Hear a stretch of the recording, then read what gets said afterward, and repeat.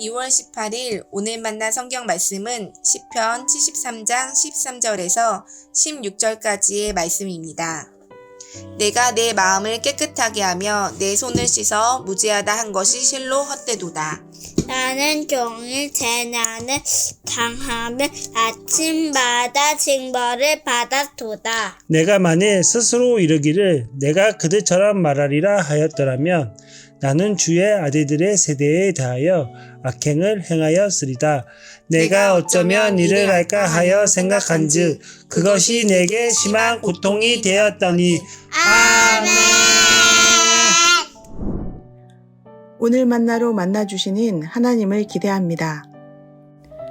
본문 13, 14절에서 시인은 하나님을 신뢰하고 의지하며 산 자신의 삶이 헛된 것이 아니냐며 절망하고 있습니다.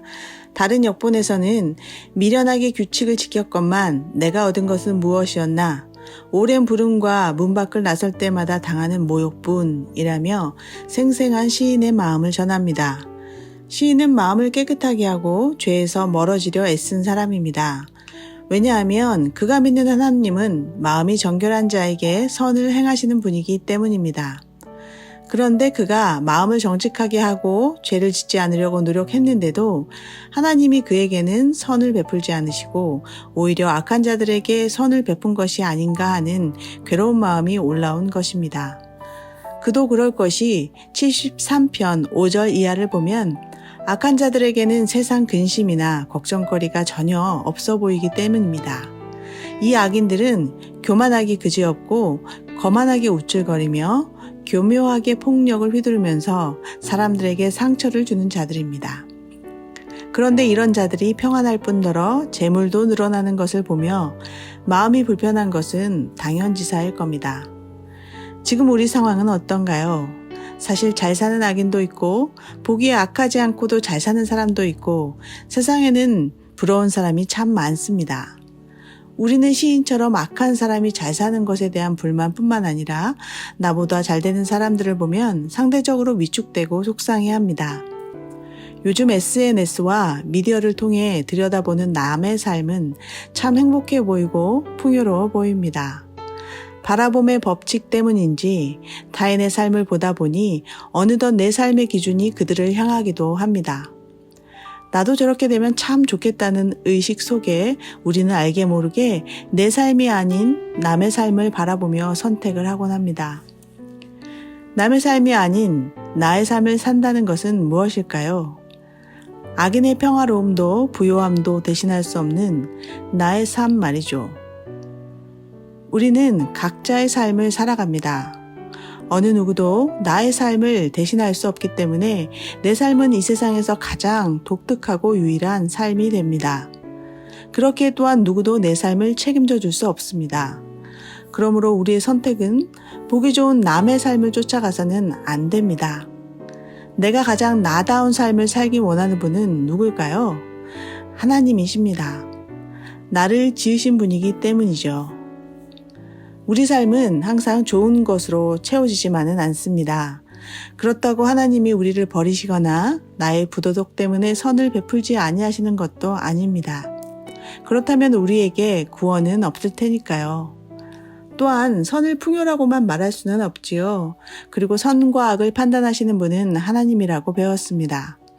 물론 정의롭지 못한 것에 우리는 분노해야 합니다. 그러나 우리의 삶의 모습은 또 다른 이야기입니다. 정의에 목숨을 바쳤던 독립투사들의 가정이 복되다고 말하는 사람은 드물 겁니다. 지금도 여전히 그 자손들이 생활고에 시달리는 모습에서 여러분은 하나님의 선하심이 보이시나요? 오히려 정의보다는 재물을 취하려 했던 이들이 더 잘 살지는 않나요? 그런데 역설적이게도 독립투사들과 그 가정의 희생을 보며 우리는 의로움과 선함을 생각합니다. 그렇다면 선은 과연 무엇인가요? 선은 풍요로움이나 우리가 보기 좋은 것만을 의미하지 않습니다. 그것은 그리스도와 연합하여 지향하는 것. 이것이 바로 선입니다. 그것이 하나님을 추구하는 자들에게 주시는 베푸심, 즉 하나님의 선인 것이죠. 우리는 우리가 동의한 삶을 살고 또한 내게 주어진 삶을 받아들이면서 그리스도와 연합하는 나의 삶을 꾸려가야 합니다. 선악을 판단하는 자리에서 내려와 그리스도와 연합하여 사는 자리를 아는 것, 그곳에 선함과 삶의 가치가 있다고 저는 믿습니다. 정신의학지에 실린 글입니다. 삶의 의미와 가치는 결국 내가 받아들여야 하는 상황을 수용하는 데 있습니다. 그렇습니다. 작고 미련해 보일지라도 지금의 나의 상황을 수용하는 용기와 덕을 구해야 합니다.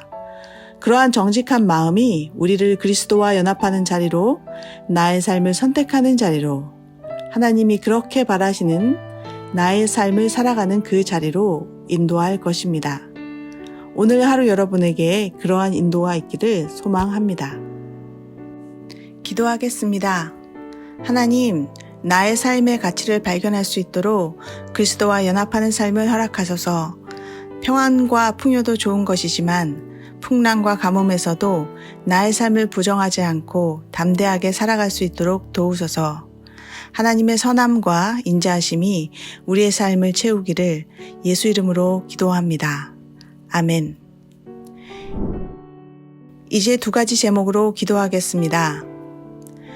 나의 삶을 타인의 삶과 비교하지 않고 예수의 지혜를 따라 고유하고도 귀한 나의 삶을 선택하며 살아가도록 도우소서.